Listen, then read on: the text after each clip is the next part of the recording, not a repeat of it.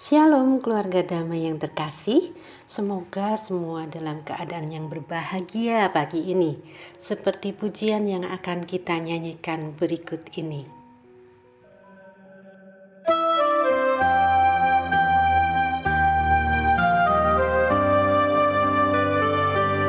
Ku berbahagia, yakin teguh, Yesus abadi kepunyaanku. Aku warisnya, ku ditebus, ciptaan baru Roh Kudus. Aku bernyanyi bahagia, memuji Yesus selamanya. Aku bernyanyi bahagia, memuji Yesus selamanya.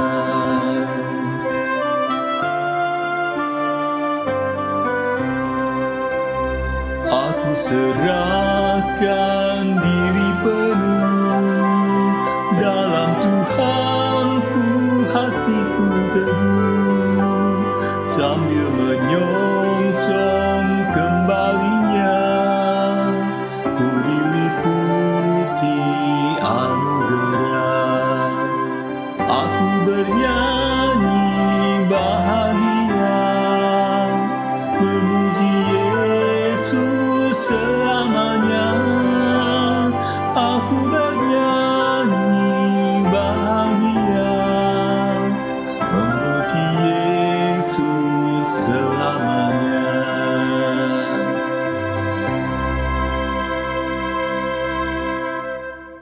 Mari kita berdoa. Allah Bapa yang penuh kasih, kami memohon hikmat dan pimpinan Tuhan pagi ini agar firman-Mu berbicara pada kami sehingga kami memahami kehendak Tuhan. Amin. Bagian Alkitab yang akan kita baca diambil dari Lukas 10 ayat 21 sampai dengan 24. Demikianlah firman Tuhan. Ucapan syukur dan bahagia. Pada waktu itu juga bergembiralah Yesus dalam Roh Kudus dan berkata, "Aku bersyukur kepadamu Bapa, Tuhan langit dan bumi, karena semuanya itu Engkau sembunyikan bagi orang bijak dan orang pandai, tetapi Engkau nyatakan kepada orang kecil. Ya Bapa, itulah yang berkenan kepadamu. Semua telah diserahkan kepadaku oleh Bapakku, dan tidak ada seorang pun yang tahu siapakah anak selain Bapa, dan siapakah Bapa selain anak, dan orang yang kepadanya anak itu berkenan menyatakan hal itu." Bapak, Ibu, Saudara yang terkasih, beberapa waktu yang lalu saya mendengar seorang YouTuber Korea berbicara dengan teman-temannya yang sudah pernah tinggal di Indonesia. Mereka menyatakan kerinduan suasana di Indonesia yang lebih santai, dan sepertinya orang-orang Indonesia lebih bisa menikmati hidup dan berbahagia. Segala fasilitas di Korea sudah terpenuhi, tetapi situasi kondisi di sana masih membuat mereka harus bekerja keras dan merasa terbeban dengan tuntutan lifestyle lingkungan. Hampir sama dengan pengalaman teman saya yang dulu bekerja di Singapura.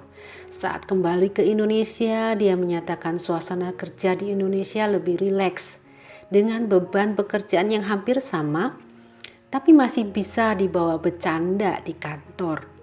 Di Singapura atau di kebanyakan negara oriental, mereka merasakan semacam tuntutan kesempurnaan yang mengada-ada, serta persaingan yang terus-menerus sehingga membuat mereka tertekan. Beberapa komentar di kolom komen YouTube tadi menyimpulkan bahwa sumber bahagia orang Indonesia itu adalah sikap bersyukur atau merasa puas dan cukup dengan apa yang dimiliki. Persoalannya adalah tidak ada standar yang jelas sampai di mana manusia merasa cukup dan berbahagia. Karena itu dalam bacaan kita hari ini kita melihat sumber bahagia yang berbeda. Juga dalam bacaan Alkitab tadi menyebutkan Yesus bergembira dalam Roh Kudus. Tentu ada hal yang sangat luar biasa sehingga Yesus bergembira. Beberapa tafsiran menghubungkan dengan ayat-ayat sebelumnya, yaitu ketika ke-70 murid yang diutus kembali dengan gembira. Mereka mengatakan bahwa setan-setan pun takluk demi nama Tuhan. Meskipun dalam perikop sebelumnya ditulis mereka hanya diberi tugas untuk menyembuhkan yang sakit. Jadi sukacita yang pertama adalah kemenangan atas iblis. Seperti dikatakan oleh Yesus di ayat 18, "Aku melihat iblis jatuh seperti kilat dari langit." Sesungguhnya tidak ada sukacita yang lebih besar selain daripada kemenangan atas iblis. Sukacita itu berarti menyelamatkan jiwa manusia dari cengkeraman iblis di udara, sehingga manusia bisa dibawa kembali kepada Tuhan. Itulah sebabnya Yesus mengembalikan sukacita murid-murid itu ke jalur yang benar dengan mengatakan, "Namun demikian janganlah bersukacita karena roh-roh itu takluk kepadamu, tetapi bersukacitalah karena namamu ada terdaftar di surga." Yaitu bersukacita karena mereka bisa menjadi milik Allah. Sukacita yang kedua, di situ disebutkan setan-setan pun takluk demi nama Tuhan. Jadi di sini nama Tuhan dimuliakan. Ketika para murid itu terpesona dengan tunduknya iblis atau takluknya demi nama Tuhan. Apapun yang kita kerjakan, apapun yang kita peroleh, Tuhanlah yang harus mendapatkan pujian. Segala kehormatan hanya diberikan kepada Tuhan. Sukacita yang ketiga, Yesus mempersembahkan syukur atas hikmat yang Tuhan berikan kepada orang-orang biasa, bukan orang-orang pandai atau ahli. Orang-orang sederhana ini diutus dengan demikian kehormatan dan kemuliaan tetaplah kepada Allah yang memberi kuasa dan hikmat, bukan karena keahlian dan kemampuan manusia. Dan pengertian juga hikmat diberikan kepada mereka yang dianggap bodoh dan rendah, sebab itulah yang berkenan bagi Allah. Selanjutnya oleh pemberitaan para murid itu, terlaksanalah misi perdamaian manusia dengan Tuhan. Dengan demikian sukacita yang berbeda ini adalah sukacita yang berasal dari Tuhan. Sukacita yang melihat kuasa dan kemuliaan Tuhan mengalahkan si jahat. Sukacita yang melihat nama Tuhan dipermuliakan dan sukacita menyaksikan jiwa-jiwa yang terhilang bertobat dan datang kepada Tuhan. Serta sukacita ketika melihat orang percaya menjalankan misi Allah untuk menyampaikan berita keselamatan atau menyatakan kuasa Allah. Berbeda dengan bahagia duniawi yang bergantung pada hal-hal kenyamanan, kekayaan, atau popularitas dan pengakuan, misalnya jumlah like dalam media sosial, follower, atau subscriber. Jenis ini bahagianya hanya sesaat, namun terus-menerus haus dan tidak pernah puas. Sejujurnya kadang saya berpikir, waduh, sukacita yang seperti Yesus itu kelihatannya seperti jauh di awang-awang. Kayaknya cuma manusia setengah malaikat saja yang bisa begitu. Bahkan saat ini kita itu justru bergumul dengan masalah-masalah kehidupan yang tidak selesai-selesai. Bagaimana kita bisa bersukacita?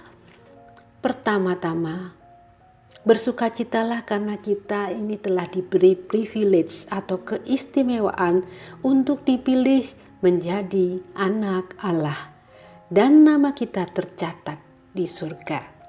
Selanjutnya, berdoalah agar Tuhan menunjukkan kepada kita apakah rancangan Tuhan bagi pelayanan kita, apakah panggilan Tuhan bagi seluruh hidup kita, supaya kita pakai Tuhan dimanapun kita ditempatkan, dalam pekerjaan, di dalam keluarga, di dalam komunitas dan gereja, pelayanan, di media sosial, atau dalam studi dan lain-lain.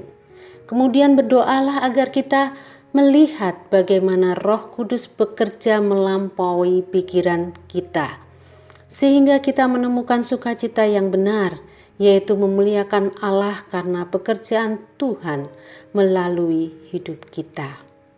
Mari kita berdoa. Bapa yang baik, kami sadar Tuhan menciptakan dan merancang kami dengan suatu maksud tertentu. Tuhan memberikan karunia-karunia rohani atau keterbebanan pada hal-hal tertentu. Ajar kami ya Tuhan untuk taat memenuhi panggilan Tuhan, supaya kami menikmati sukacita dari sumber yang tidak pernah kering. Amin. Selamat pagi, Tuhan memberkati.